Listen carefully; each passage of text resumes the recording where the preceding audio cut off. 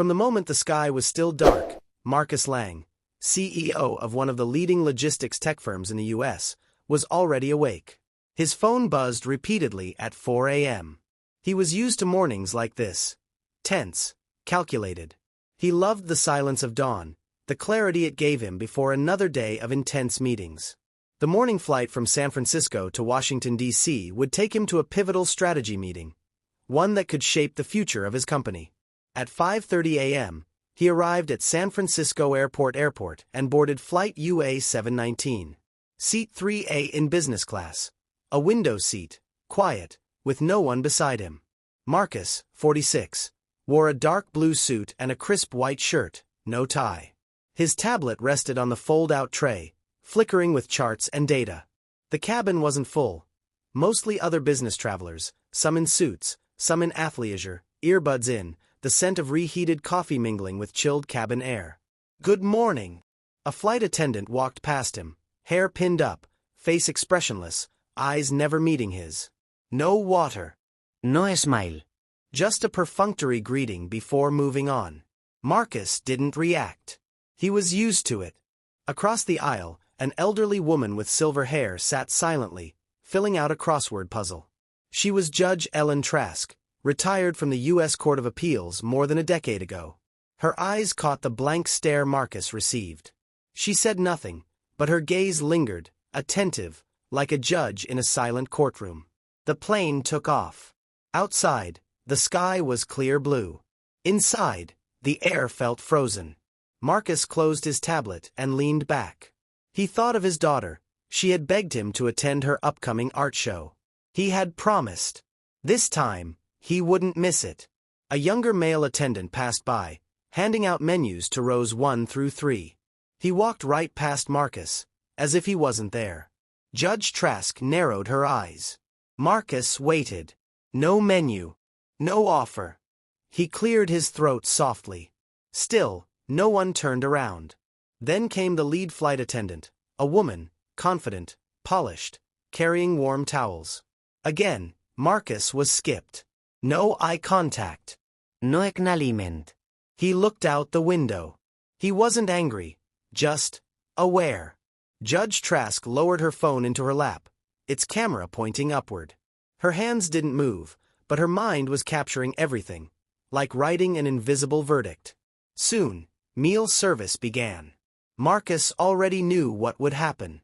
The lead attendant smiled at the young man in 3C, headphones on, then turned away from Marcus. "Would you like the mushroom omelet or the cheddar biscuit?" she asked the man next to him. "I haven't received a menu," Marcus said quietly. "We're out," she replied flatly. "No explanation." "But the person beside me just got one." He glanced at the tray, barely an arm's length away. She said nothing and pushed the cart forward. He turned back to the window. Hands still. Expression calm. The young man beside him awkwardly removed his earbuds. "You can have mine," he offered. "I don't eat eggs anyway." "That's kind of you," Marcus replied. "But it's all right. Thank you." Silence settled over the cabin like a heavy fog. No one spoke. No one asked. 10 minutes later, a tall, bald attendant walked up. "Sir, did you not receive breakfast?" he asked, visibly confused. "I was told they were out," Marcus answered. The attendant walked briskly back to the galley. A few minutes later, he returned with a sealed tray. "We have 3 left. I'm really sorry for the oversight." "Thank you," Marcus said, but didn't touch the tray. Judge Trask leaned toward him and spoke for the first time. "Can I ask you something?" Marcus turned. "If you looked different, do you think this would have happened?" He exhaled lightly, almost smiling. "I've asked myself that question hundreds of times." And then they sat in silence, not the empty kind, but the kind filled with unspoken understanding. The kind that knows the thin line between being served and being invisible. The plane landed. Marcus remained seated. The untouched meal sat before him. Others rushed out.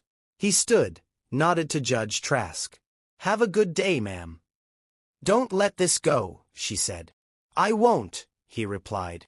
In the terminal, he found a quiet spot, opened his laptop, and filed a complaint. Not out of anger, just a list of names, actions, and a single quote, "We're out." But the story didn't end there.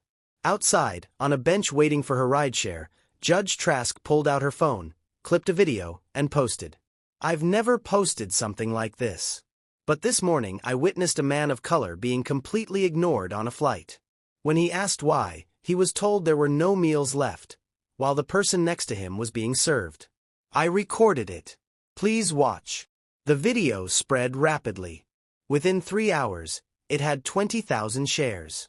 A major news outlet ran the headline.